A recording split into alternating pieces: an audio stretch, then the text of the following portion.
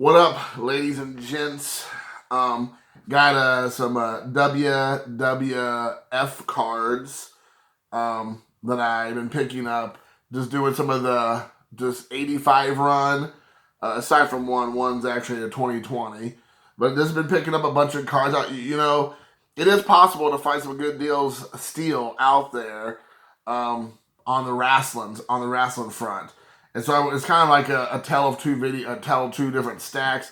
The first stack is a bunch of just cool cards, like things you'll see here. I like the style they did. They had like TV moments in here. So the first one you have Captain Lou Albano there with Vinnie Mac, right there with Vince McMahon. You have this is O-Pee-Chee from Enchanté from Montreal, Quebec, I guess. From Canada there. So this is from them, and it's called The Superstars Speak. And here you have Captain Lou Albano. This was one I believe that Hulk Hogan was on with Cyndi Lauper. So there you go. I just like this style because it shows them like in a TV, which I just thought was a kind of cool premise. It's like the 1955 Bowman, is that right? Or Tops, I can't remember. Then I have another one like that. This is, what do they call this? This is actually, let's try to see if I can stick with the French cards. The next one up is Working for Position. So right there you have, who is that on there? Let's take a look. Davey Boy Smith getting wrestling with the Brutus the Barber Beefcake right there. So that's a good, nice angle. Got him a nice angle there. So there you go. They have like little like quotes back here, but I'm just, for the sake of being a little bit fast, I'll keep moving through. And then the last one I have here is The Animal in Love. So you got George the Animal Steele with Miss Elizabeth. This was a big storyline during the 80s because George the Animal Steele and the Macho Man Randy Savage got into some heated wrestling and stuff because it's a whole kind of the beauty calms the beast kind of thing, King Kong and Fay Ray, from back in the 30s.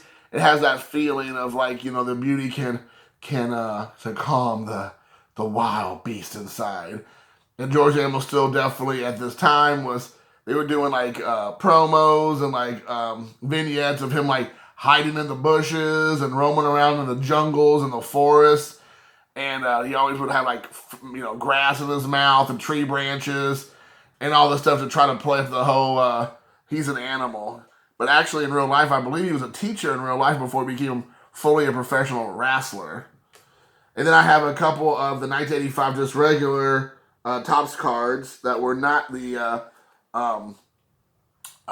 French ones. And here we have a Fist Comes Flying. So we have that Tito Santana right there dropping a elbow or fist on that unsuspecting person. It looks like maybe Paul Orndorff. Maybe not. I don't know. Maybe it's not now I'm looking at it. It could be. Then Let Me Out of This.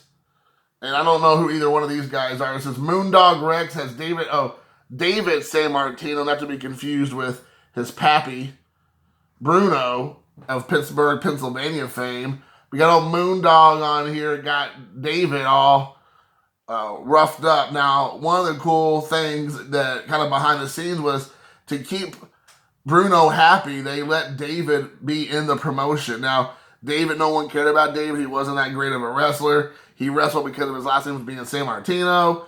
But to keep Bruno happy and keep him around, they let David wrestle. And so David never amounted to much, but he got to be around the big boy, because of his pappy.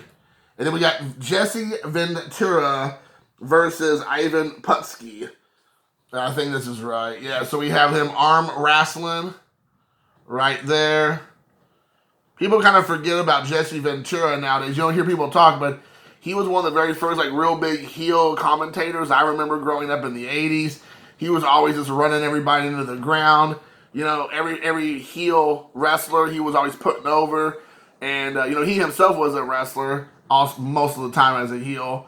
And when he would decide to go in and being a commentator, no matter how bad the person was, he always put them over. And and always would talk bad about the baby faces, how they always got all the breaks. Here it says, this ain't my idea of holding hands. It's giving me blisters. So there you go. That's a pretty cool one there.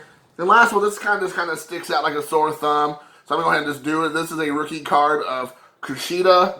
He's a Japanese wrestler with, I believe, NXT, WWE's like promotional, like upstart. So a lot of the younger or newer wrestlers, sometimes they might not even be young. Sometimes they get guys first time ever in WWE. They start out at NXT, even though they might have years of independent or other promotions. So here you have Kushida. Honestly, I haven't seen him wrestle all that much, but we'll see. I guess we'll find out. This is the Japanese superstar's lightning quick move. Strikes opponents at speeds faster than 88 miles per hour.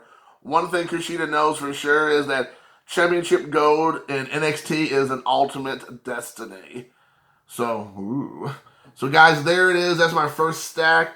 I have another couple stacks to go. I want to get a few of these together out there for you. So thanks for watching. Until next time, peace.